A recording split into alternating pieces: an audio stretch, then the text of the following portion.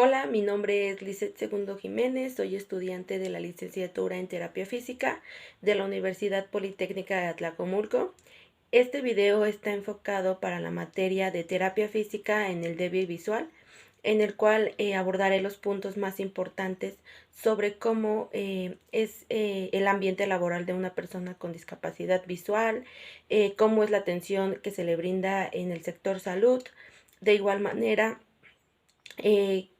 cómo es la educación o el grado que alcanza una persona con discapacidad visual y los accidentes más comunes que suelen presentarse en el ambiente laboral o en las actividades de la vida diaria de un paciente con discapacidad visual. La discapacidad visual es un término que engloba cualquier tipo de problema visual grave que es ocasionado por patologías congénitas, accidentes de cualquier tipo o algunas enfermedades provocadas por virus de diferentes orígenes. Las personas con discapacidad visual pueden llegar a sufrir accidentes o correr el riesgo de sufrir alguna caída, esto por el ambiente en el que se desenvuelven y por la falta de señalamientos o la creación de ayudas para que las personas se les facilite desenvolverse en el lugar donde residen. Una persona con discapacidad visual puede laborar tanto en establecimientos, ya que no se les debe de negar el trabajo, y de igual manera pueden estudiar y llegar a ser grandes profesionales, ya que una discapacidad no es un impedimento para conseguir sus sueños. Entorno laboral de una persona con discapacidad visual. Conseguir un empleo resulta aún más difícil. Solo 3 de cada 100 invidentes llegan a niveles superiores de educación y obtienen un posgrado. Igualmente, según estadísticas del Comité Internacional Pro Ciegos, solo 13 de cada 200 alumnos consiguen un empleo digno. La mayoría son vendedores informales. Las personas con discapacidad en sí muestran un nivel de motivación muy elevado al conseguir un empleo, aspecto pues que en sí se refleja en el buen resultado de su trabajo. La incorporación de personas con discapacidad visual como medida de acción social refuerza sin duda la dimensión social y la ética de la empresa y mejora su imagen ante la sociedad y ante sus clientes. En casos en donde la persona presenta una discapacidad total, aquí se utiliza un ordenador y se les proporciona teclados braille acoplados al convencional, de igual manera lectores ópticos de pantalla, de escáneres, etcétera, con lo que se les facilita un poco más el ambiente o la actividad que realiza en su trabajo. Riesgos, accidentes más comunes en el débil y discapacidad visual. Las personas con discapacidad visual están expuestas a sufrir algún tipo de accidente dentro de sus actividades de la vida diaria, ya que se presentan dificultades tanto de percepción que le permiten identificar tanto a personas, objetos, espacios de forma visual. También presentan dificultades para detectar obstáculos, dificultad en la orientación de nuevos espacios.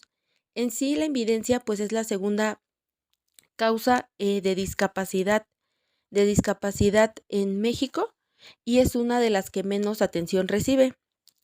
En sí, se necesitan espacios o la creación de nuevos señalamientos, de banquetas, para que las personas corran menos el riesgo de sufrir algún accidente. Salud en la persona con discapacidad visual. Inclusión de la discapacidad en el sector salud. Con mucha frecuencia en sí la discapacidad no se percibe como una cuestión de salud pública. En consecuencia, en sí no se adoptan medidas para incluir a la discapacidad en el sector salud, al que con frecuencia no se le presta una debida atención en las estrategias y planes de atención nacionales sobre la discapacidad. Por tanto, la inclusión de la discapacidad en el sector salud sigue siendo muy deficiente en los programas de salud de los países. Las personas con discapacidad visual son particularmente vulnerables a las deficiencias que presentan las instituciones prestadas de servicios de salud en cuanto a la atención en salud, en la rehabilitación, en la asistencia y apoyo, obteniendo pues en sí no resultados favorables. En sí, los pacientes con discapacidad visual, como el resto de los pacientes, pues tienen derecho a ser informados sobre los procedimientos médicos que se le van a llevar a cabo eh, con su persona y decidir si quieren o no someterse al tratamiento al que asisten.